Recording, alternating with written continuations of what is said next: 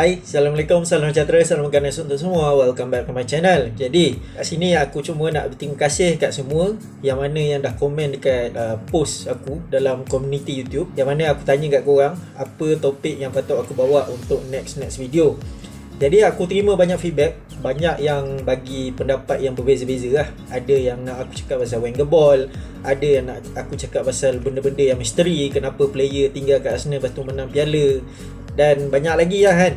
Jadi kalau kau tengok tajuk kat bawah, kau dah tahu dah apa tajuk aku nak bawa hari ni. Kenapa Arsenal lepas tahun 2006 Arsenal agak merudum, agak jatuh sampai ke sekarang?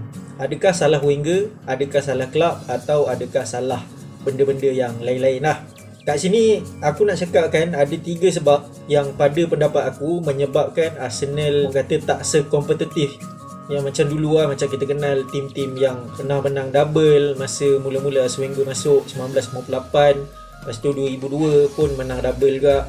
Lepas tu kita melalui satu season yang mana kita tak kalah dalam satu season yang dipanggil Invisible, satu tim yang famous, yang banyak world class player. Lepas tu lepas pada tahun 2006 kita macam agak merudum. Kalau ada graf tu kau boleh nampak yang Arsenal tu dia agak merudum sikit, agak jatuh. Sampailah ke sekarang kita dah 15 tahun kita tak menang Liga. Last kita menang adalah pada tahun 2004. So maksudnya 16 tahun lah kan kita tak menang Liga. Last yang Invisible lah last kan kita menang EPL. Jadi apakah yang menyebabkan? Macam aku cakap tadi, aku ada 3 sebab lah yang pada pendapat aku kenapa Arsenal jatuh merudum teruk. Pendapat aku yang pertama adalah kalau kita tengok tim yang dulu, yang masa zaman Invisible, kita tengok satu tim yang menggerunkan, satu tim yang solid. Kalau kau tengok masa Invisible kita ada Vieira kat tengah gandeng dengan Gilberto Silva, kat depan kita ada Bergkamp dengan Henry. Lepas tu kat wing kita ada Ljungberg dengan Pires. Dekat bahagian defense pun kita ada Ashley Cole, kita ada Sol Campbell, kita ada Lauren lagi, Kolo Toure, keeper pun Jad Sulaiman. So kau ada banyak world class player tau. Player yang kau boleh harapkan, yang kau boleh expect untuk dia orang perform week in week out setiap minggu. Perform di tahap level yang mana kau expect dia orang untuk perform lah. Sebab kau kenal player kau kenal siapa yang main untuk Arsenal sebagai penyokong Arsenal lah. Jadi pada tahun 2006 masa kita layak ke Champions League Final, start lepas daripada Champions League Final tu, kita hilang satu persatu pemain yang berkaliber yang besar. Kita hilang pemain yang ada leadership, kita hilang pemain yang ada physicality, pemain yang besar, yang strong lah kan. Sebab kita tahu kat EPL ni memang physical game, fast game, itu memang nature permainan kat EPL ni. So kau perlukan blend antara pemain yang technically gifted dengan pemain yang boleh buat kerja-kerja kotor dalam tim, yang physicality, yang boleh tackle pemain, yang boleh orang kata bergaduh lah kan. Macam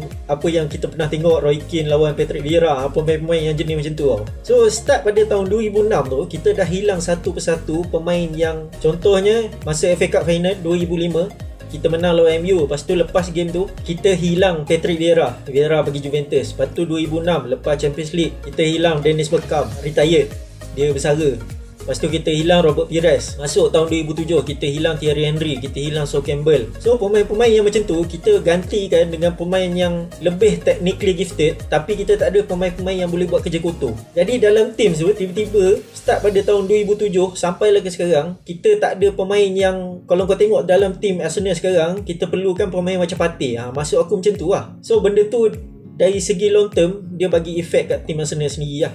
Sebab kalau dulu kalau kau cakap tim Invisible tu, kalau kau tanya pihak lawan, dia orang tengok list squad tu, kau tengok nama Patrick Vieira, kau tengok Thierry Henry, dia orang ada rasa gerun lah kan bila tengok nama-nama macam tu.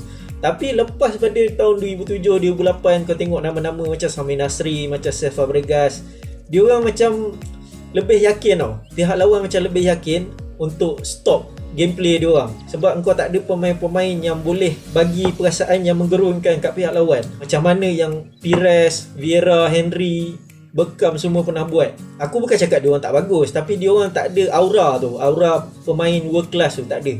So yang keduanya adalah kita pindah ke Emirates Stadium start daripada musim 2006-2007. So itu adalah first season kita main EPL dekat stadium baru iaitu Emirates Stadium. Benda tu kita ada hutang untuk pembuatan Emirates Stadium lah. Total hutang yang kita pinjam adalah 260 juta pound. So benda tu untuk long term dia bagi efek dari segi pembelian pemain, Itu yang kau tengok start daripada tahun 2007 tu. Kita build up star macam Fabregas, macam Nastri, macam Van Persie semua. Lepas tu kita jual, kita dapat keuntungan. Semua tu bagi aku tak adalah semua. Maksudnya kalau Van Persie kita jual kat MU 24 juta secara contohnya, aku tak adalah kata 24 juta tu semuanya untuk bayaran stadium, tapi sebahagian tu adalah penyebab kita nak kena bayar stadium. So benda tu dia bagi efek tau. Dan aku perasan start pada tahun 2007, 2008, Arsene Wenger ni dia dah hilang seri tau.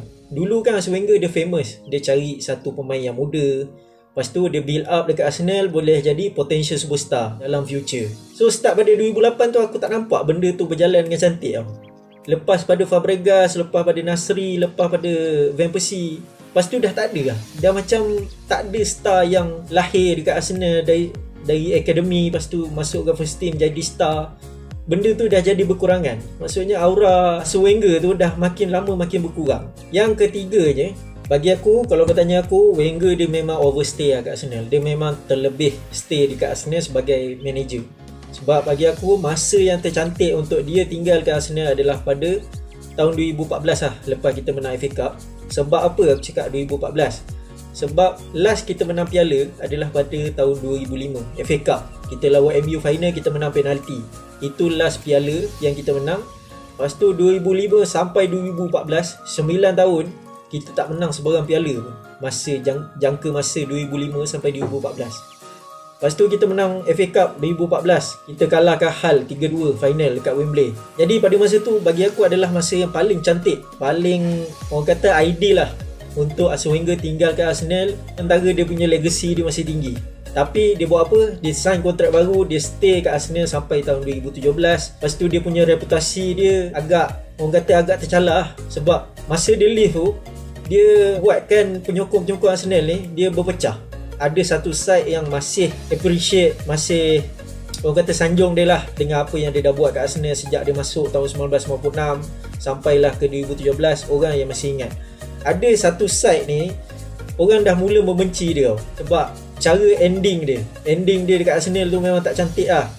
Arsenal tiba-tiba tak layak Champions League. Lepas tu last season dia dekat Arsenal, tiba-tiba kita layak ke Europa League. Satu klub Arsenal tu, daripada satu klub yang setiap musim kejar league title, sampai kan kita kejar top 4. Lepas tu last ending dia, sebelum dia tinggal kat Arsenal, kita hanyalah satu tim yang layak ke Europa League je. So maksudnya dia naik, dia masuk Arsenal, dia naik, lepas tu ending dia turun macam tu. Dia macam graf dia macam tu lah kan. Memang tak berapa nak cantik sangat lah cara dia ending dia dekat Arsenal. So itu adalah 3 sebab lah bagi aku kenapa Arsenal mengalami kejatuhan lah sejak pada tahun 2006 sampailah ke sekarang.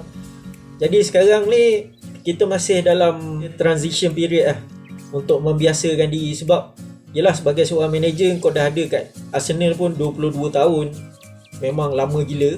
Jadi sekarang ni kita masih nak membiasakan diri dengan kehidupan tanpa Arsene Wenger. Aku boleh mengaku lah, sebab tu terlalu lama dekat Arsenal sampaikan kita terbiasa yang dia ada kat sini hari-hari.